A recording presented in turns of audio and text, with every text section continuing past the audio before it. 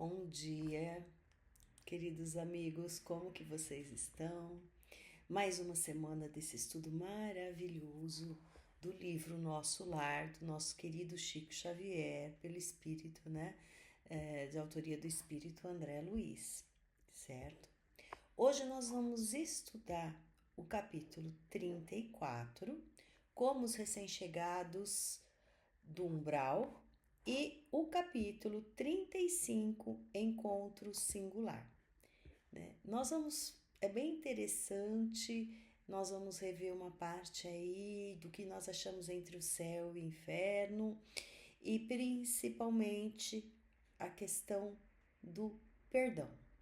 Como que nós encontramos as pessoas que possamos ter desavenças, algum problema nessa existência, como que nós vamos encontrá-lo quando chegamos no plano espiritual? Como podem ser esses encontros? Fazer essas análises de uma forma geral, trazendo aí também conteúdos do livro dos espíritos, né? Dando continuidade ao nosso estudo. Vamos fazer a nossa prece inicial. Agradecemos, Senhor, por mais por essa semana de estudo, por esse momento que nós temos semanalmente para ampliar nossa consciência, nossos conhecimentos, um pouquinho que seja, Senhor. Mas nós estamos em busca dessa evolução.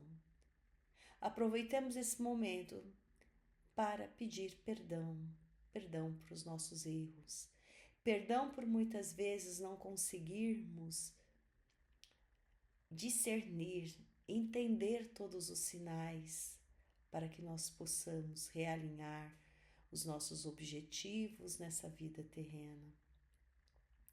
Perdão por muitas vezes não conseguirmos colocar em prática todos os seus ensinamentos. Somos pequeninos, Senhor, mas estamos passo a passo buscando esse crescimento. Que o Senhor possa nos intuir, nos orientar e nos direcionar para essa evolução. Que assim seja. Bom, logo nós vamos ver no capítulo 34 como os recém-chegados do umbral, né, os samaritanos. Então nós vamos ver logo no início que começou assim um transporte dos doentes dentro dos pavilhões. Então assim tem algumas imagens, né, que eu acho que nos retrata algumas coisas nesse sentido, né? E aí nós vamos perceber que os servidores ali estavam se movimentando, apressados, né? Alguns doentes eram levados lá para dentro, bem amparados, como o próprio livro descreve, amor fraternal, né? Aí a gente já está vendo como que é esse trabalho no plano espiritual, do socorro, do amparo aos mais necessitados. E aí relata que os samaritanos mobilizavam todas as energias para socorrer, né? Para amparar todos esses irmãozinhos necessitados. Alguns enfermos se comportavam com humildade, com resignação, vamos dizer, agradecendo, porém já percebia-se que tinha outros no meio que reclamavam. Bom, vamos entender esses outros um pouquinho? Então, o André Luiz, ele começa a atender uma senhora, né, que procurava descer, ela estava procurando descer ali do último carro, né, que estava. E ela tinha uma dificuldade muito grande e estava pedindo ajuda. E aí ela falava: tem piedade, meu filho, ajude-me, pelo amor de Deus, né? Então André Luiz se aproximou e ela comentou: Cruzes, credo, continuou se benzendo. Graças à providência divina, afastei-me do purgatório. E aqui eu sinalizo em vermelho, né? ela usa essas palavras. O que é o purgatório? Nós vamos ver já já. Ah, que malditos demônios lá que me torturavam! Que inferno! Mas os anjos do Senhor sempre chegam, né? Aí o André Luiz comenta que ouvia pela primeira vez referência sobre o inferno e o purgatório. E que vinha, né, de uma pessoa que parecia ser calma, ajuizada, né? Talvez ali tentando obedecer. Ele a princípio tinha uma impressão de que ela era uma pessoa muito bondosa, tá? E interrogou: vem assim de tão longe? De grande distância. Fui na terra, meu filho, mulher de muitos bons costumes. Fiz muita caridade, rezei incessantemente com sincera devota. Mas quem pode com as artes do Satanás? Bom, aqui eu vou dar só um alerta. Ela parece ser uma senhorinha, bondosa, que rezava, fez muita caridade na percepção dela. Mas olha a linguagem que ela também vem. Ah, do inferno, do purgatório, né? Satanás. Já é um alerta, porque quando as pessoas ao nosso lado xingam, falam palavrões, essas coisas a gente já precisa ficar, né, atento com a sintonia que tanto os encarnados ou desencarnados estão nesse momento. Então, ela fala palavrões, aí, né, purgatório, inferno, Satanás, enfim, essas coisas nesse sentido, né? Mas ela falava com um interesse até fraternal, né? E aí perguntou-se se ela, o André Luiz, não procurou saber as razões da sua demora. Por que ela estava no purgatório? Por que ela estava ali no inferno, tá? Então, ela percebeu que o André Luiz estava ali tentando dar uma atenção e aí ela começou a tentar se explicar. Ela conta um pouco da vida dela. Aqui eu trago uma imagem bem ali no passado de uma senhora aí toda, né, sendo carregada numa carruagem por escravos, só para a gente tentar imaginar a época. Então ela conta um pouco da vida dela. Ela fala que ela era uma proprietária rural, né? Ela relatou, aí nós vamos ver sem fatos ocorridos por ordem dela, como ela tratava os escravos, a linguagem. Às vezes nós, quando estamos lendo assim, é muito triste. Ela até fala que muitos morreram no tronco para servir de exemplos para os demais, como se ela estivesse fazendo a coisa mais certa, né? Falam aí de mães cativas que foram separadas dos seus filhos. Olha quanta crueldade, vamos se dizer assim, muito pesado. E a consciência lhe pesava, né?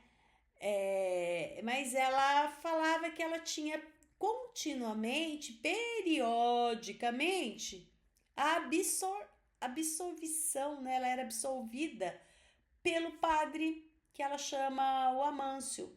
O padre acalmava, dava as penitências, mandava rezar, né? E o padre lhe dizia, ela conta aí, que os africanos eram os piores entes do mundo. Meu Deus, né? Eles nasciam para servir a Deus no cativeiro.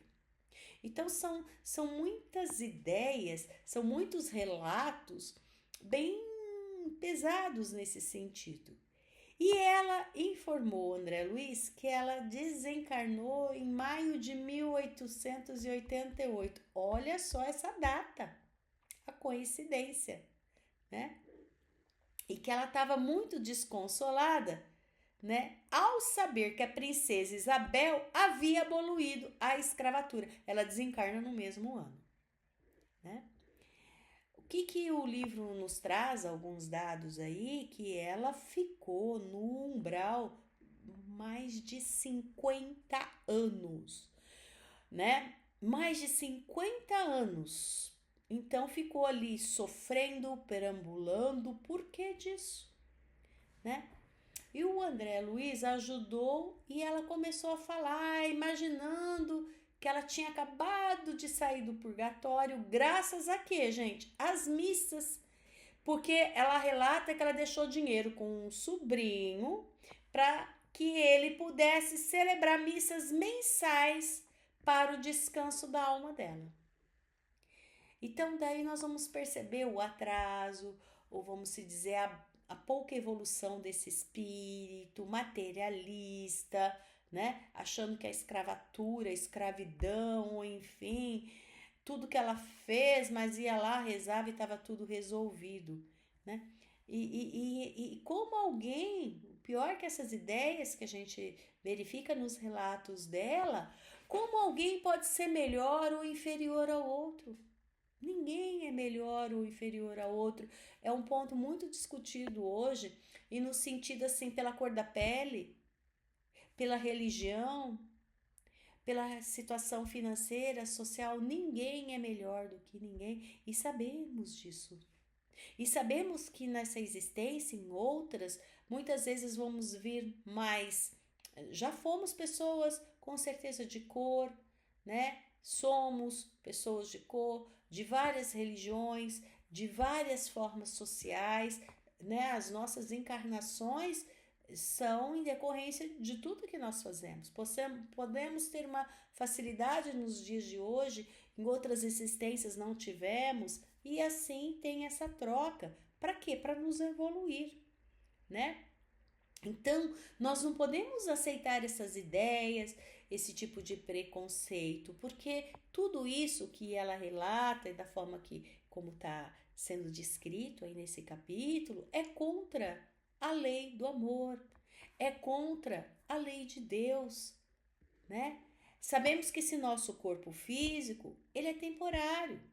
Por isso nós não temos cor, não temos posições sociais eternas. Então, em uma encarnação, como eu comentei, podemos ser homem, mulher, negro. Na outra, nós podemos nascer também, tanto se nessa eu sou mulher, no próximo eu posso nascer como um homem, posso nascer negra, posso nascer branca, e assim vai se alternando. Mas fora o desgaste energético por toda essa fala, por todo o relato dela, né? O que o André Luiz estava fazendo naquele momento não estava ajudando nada, porque ela não tinha consciência para alertar. Por que será que ela ficou 50 anos no umbral, né? E que as pessoas, os espíritos, né, nós mesmos, temos que aguardar o tempo para aquela maturidade espiritual. Quando a pessoa está preparada, aí ela pode ter efeito. Muitas vezes nós vamos conversar, orientar, até em atendimento fraterno, com uma pessoa amiga, alguém em casa, os nossos filhos, ou as pessoas que estão ao nosso redor. Nós vamos tentar, às vezes, passar todas uma informação que nós percebemos que pode ser o melhor para ela, enquanto ela não tiver essa maturidade espiritual, ela não vai entender, né? Não vai. Então, ia responder, convocando-lhe os raciocínios da zona superior, fornecendo-lhe ideias novas de fraternidade e fé. Mas Narcisa aproximou-se e disse-lhe bondosa. Então, o André Luiz tentava conversar com ela, tentava fazê-la ter um esclarecimento do que estava acontecendo, mas nada do que ele estava fazendo naquele momento ia surtir algum efeito. Então, a Narcisa chega ao lado e comenta: André, meu amigo, você esqueceu que estamos providenciando alívio a doentes e perturbados? São espíritos em desequilíbrio naquele momento, que precisa levar um pouco de alívio e buscar naquele momento um equilíbrio, né? Que proveito lhe advém de semelhantes informações? Que proveito tem o que ele está dizendo? Aí ela fala, e é muito, né? Eu até coloco em amarelo, em destaque, que os dementes falam de maneira incessante. E quem os ouve, gastando interesse espiritual, pode não estar menos louco, né? Ele estava conversando e aquilo não estava adiantando de nada, né? Ela não estava assimilando nada. Não se impressione, exclamou a enfermeira delicadamente.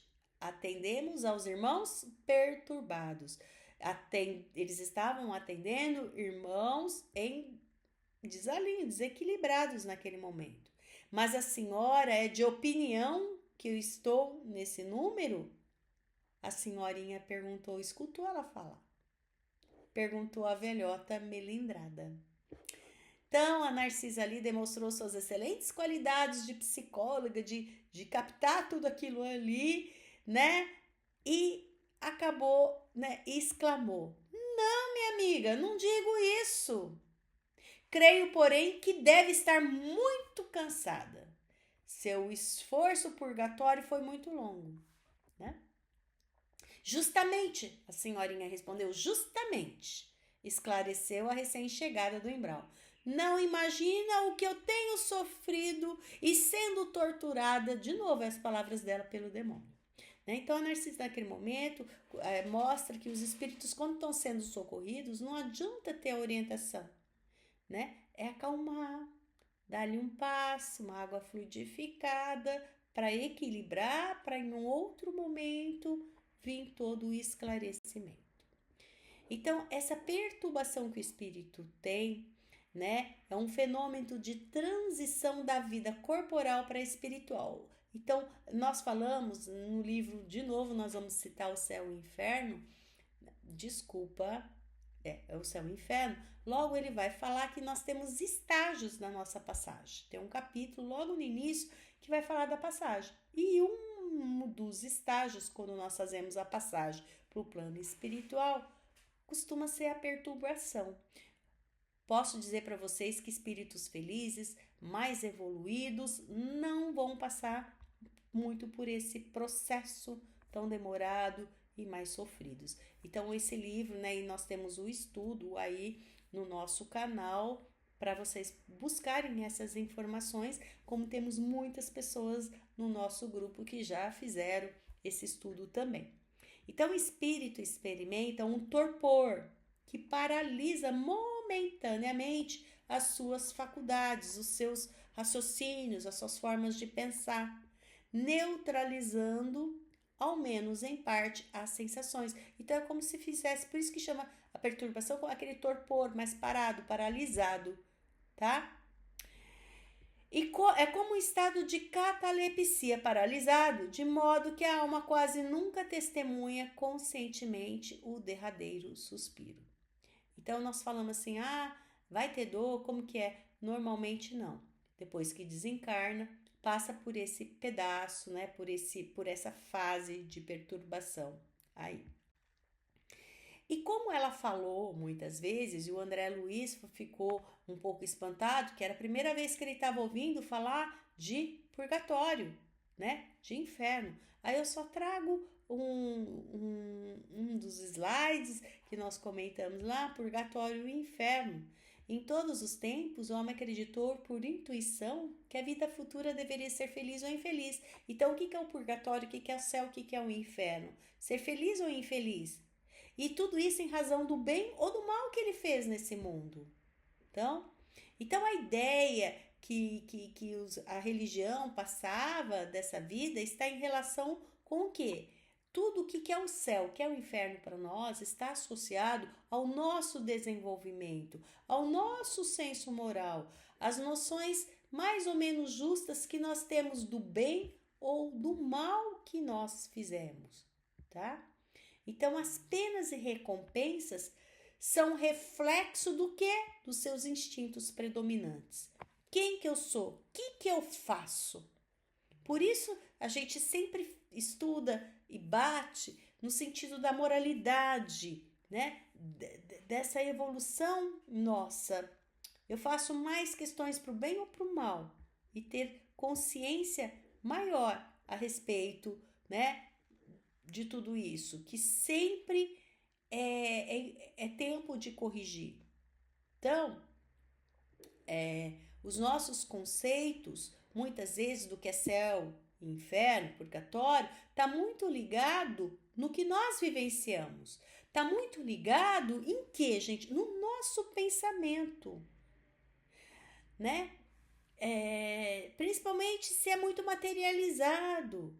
Então, o retrato do inferno que nós imaginamos, fogo, sofrimento, está muito ligado a essa materialização, que às vezes nós precisamos entender o que é isso.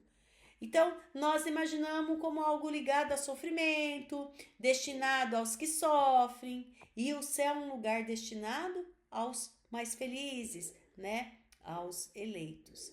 Então, nós imaginamos o que é o céu e o inferno pelo sofrimento que nós temos terrenos aqui.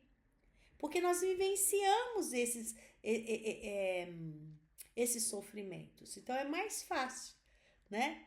Tudo que nós conhecemos de sofrimento aqui nesse mundo material, nós potencializamos isso e falamos lá do inferno, certo? Portanto, né, o inferno, enquanto o homem está dominado pela matéria, pode imperfeitamente compreender a espiritualidade. Então, é por isso que ele faz das suas penas e gozos futuros um quadro mais material e espiritual, né? Eu acabei de comentar com vocês. Nós não temos esse conhecimento do plano espiritual. Somos imperfeitos, então nós acabamos materializando todas essas penas, todos esses nossos sofrimentos e imaginamos isso do inferno, do purgatório. Olha como que nós agimos, né? Então, o inferno nós imaginamos com torturas físicas, né? Dos males da humanidade, reuniu todas as torturas, todos os suplícios, todas as aflições que encontramos sobre a terra. Então, a ideia que nós fazemos é a ideia que nós construímos e que reflete a nossa vivência na vida material. Aí o inferno cristão, né, tem para todos suas caldeiras fervescentes, das quais os anjos erguem a tampa para ver as contorções dos condenados. Então, isso daí foi tudo passado, né? Deus ouve sem piedade os gemidos destes durante a eternidade. Então, imagina ela, né? Religiosa, seguindo ali o que os padres faziam. Ela imaginava tudo isso do purgatório, como ela relatava. Então, eu trago um pouquinho aí do inferno cristão para vocês. Então, o purgatório, na realidade, ele foi criado pelo catolicismo para resolver um problema teológico deles lá com relação à salvação, tá? Então, para eles, o purgatório é uma região onde se estagia as almas, que, embora arrependidas, né, que não se submeteram aos sacramentos religiosos, batismo, crisma, etc., não são suficientemente puras para ser elevar aos céus. E também, né, aí nem tão ruins para merecer o inferno, vamos se dizer assim. Nós espíritas, como que nós entendemos tudo isso? Entendemos por purgatório as dores físicas e morais, né?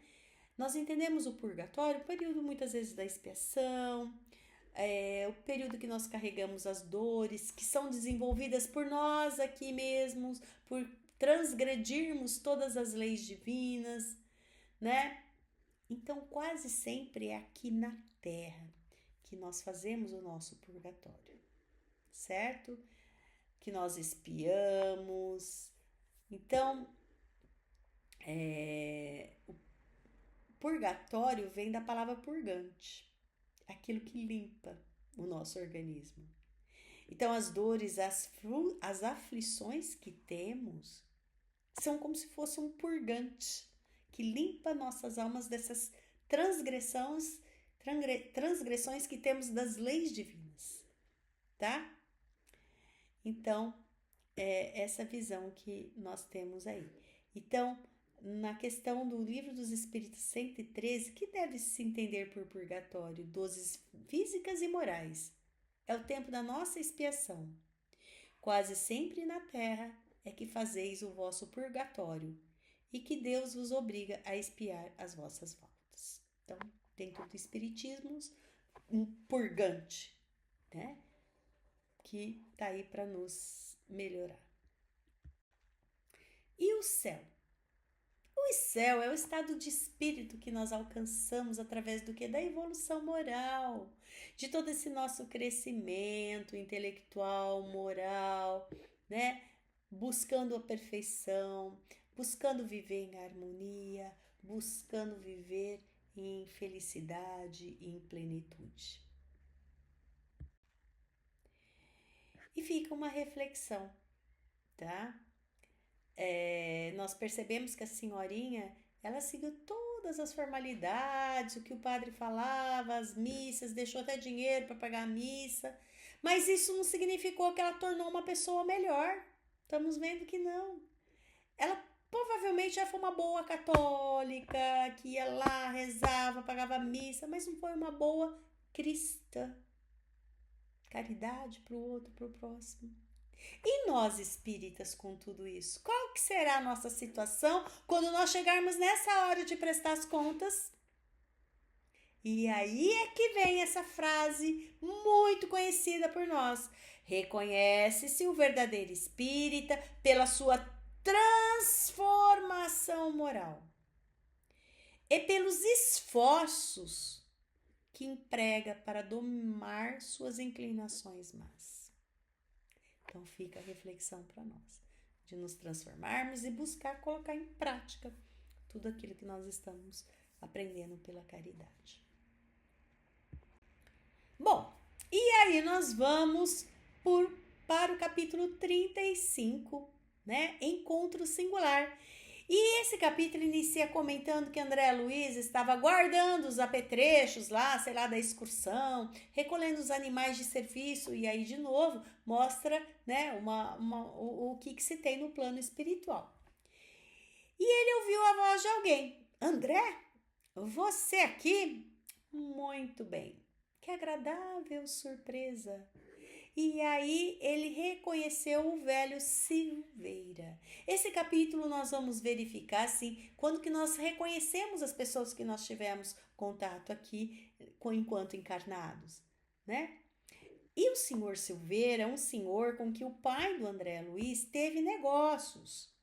Então, o André Luiz, o pai do André Luiz, ele era negociante, e aí no livro relata que ele era inflexível, né? Despojara um dia, ele retirou todos os bens desse senhor Silveira.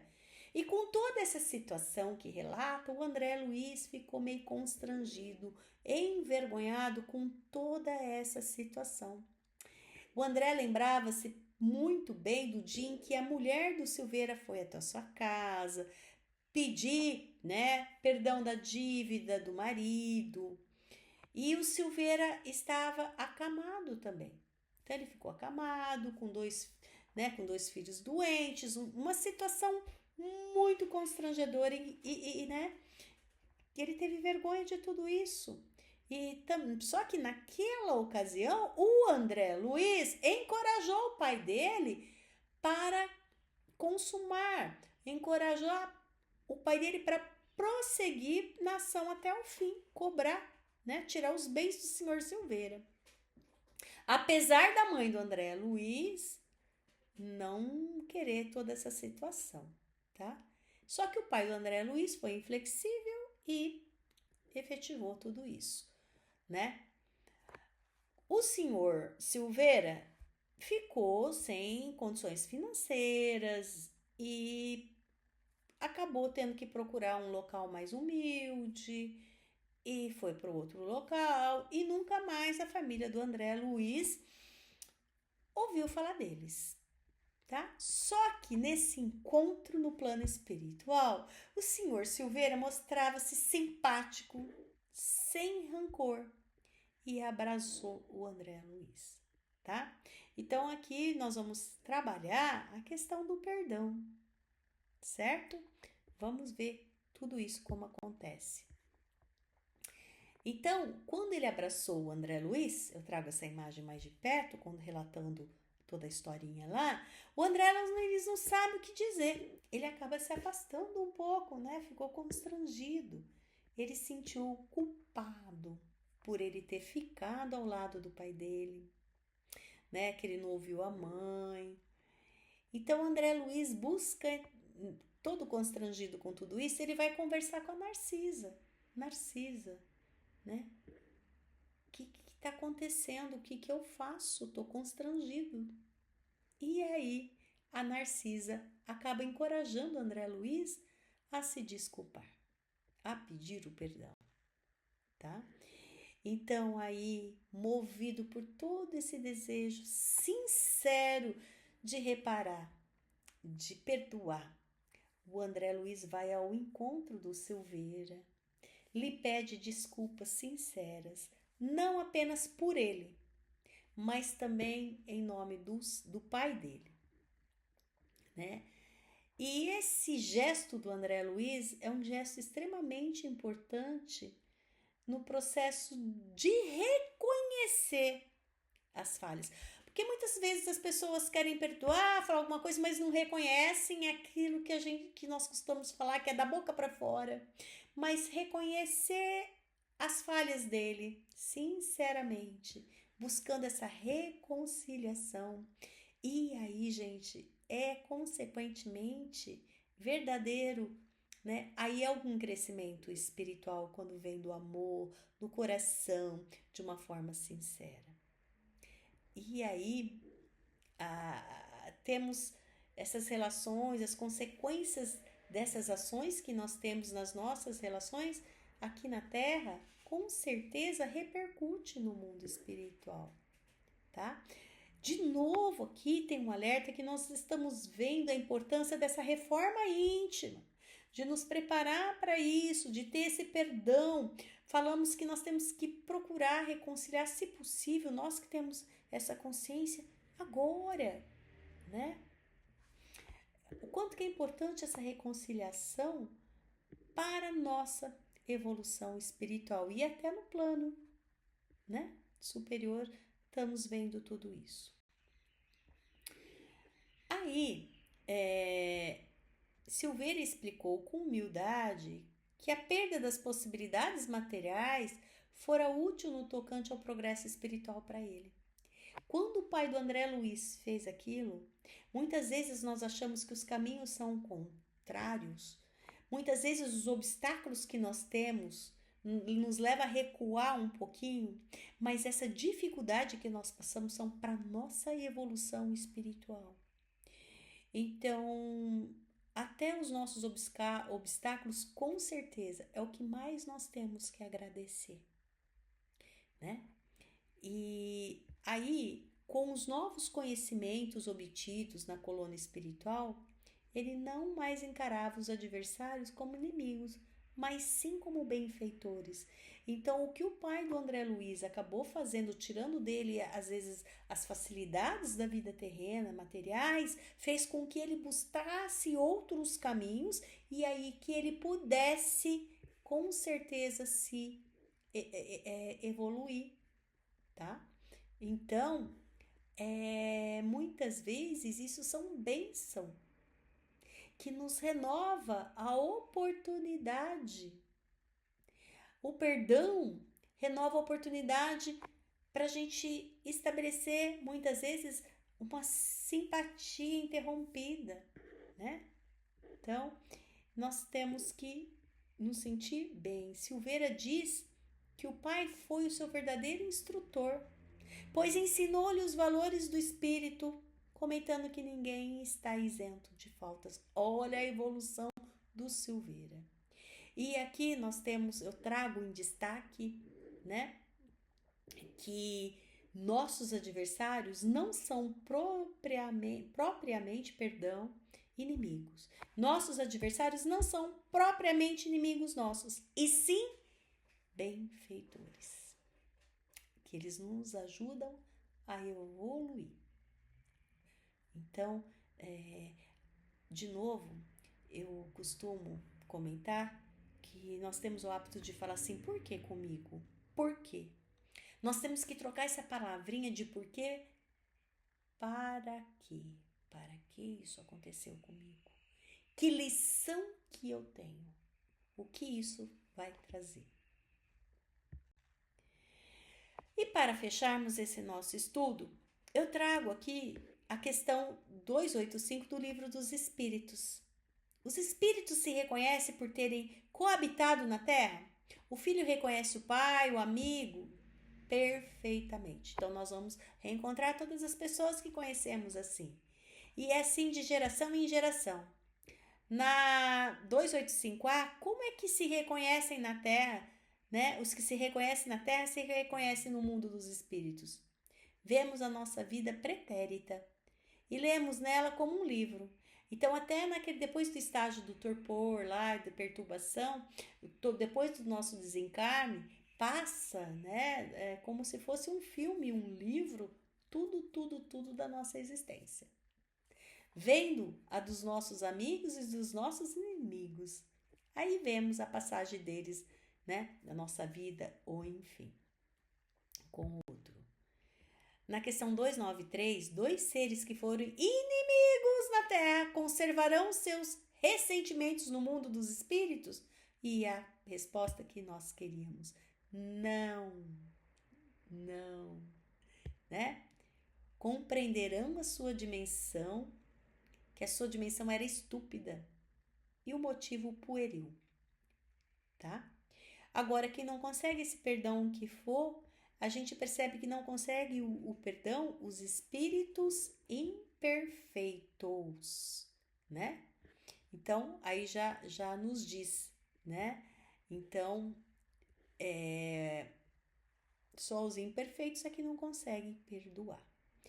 Então, nós percebemos aí nesses nossos estudos a necessidade que nós temos do perdão, trouxemos essas reflexões, e aí nós chegamos ao fim desse capítulo 34 e 35, né? Peço que vocês leiam, releiam, vejam algumas questões que possam ter ficado, as reflexões, estamos à disposição, todas nós monitoras, ali para conversar com cada um de vocês no nosso grupo do WhatsApp, certo? E até o nosso próximo encontro e até semana que vem com mais um estudo. Até mais, gente.